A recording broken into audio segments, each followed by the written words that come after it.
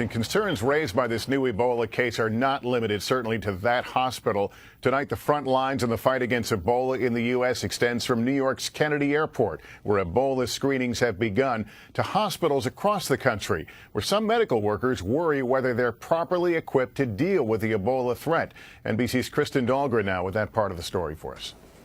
When Nurse Kelly Fields encountered a patient with a high fever after traveling to West Africa, she was worried. I had just a yellow gown, a mask, and gloves. No foot protection, no leg covers, no hair covers.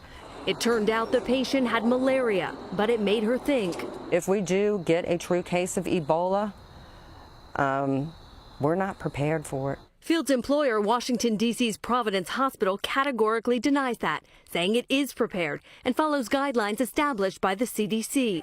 But Fields is one of a growing number of concerned healthcare workers, like Dr. Linda Gerges. I feel there's a gap in the system getting the information from the CDC down to the doctors on the front line.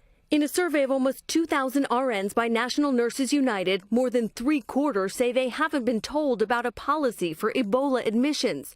More than a third say their hospitals don't have enough eye protection or fluid-resistant gowns. The CDC says more education is coming.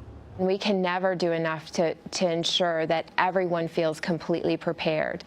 We, in the next several weeks, are redoubling our efforts.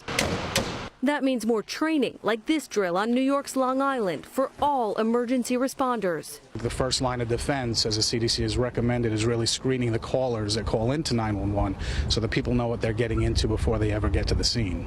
Starting this weekend, New York's JFK is screening all passengers arriving from Ebola-stricken nations, a program that rolls out to Newark, Washington Dulles, Atlanta, and Chicago's O'Hare on Thursday, covering an estimated 94% of travelers from West Africa, trying to stop the disease from entering this country before more healthcare workers are put to the test. Kristen Dahlgren, NBC News, New York.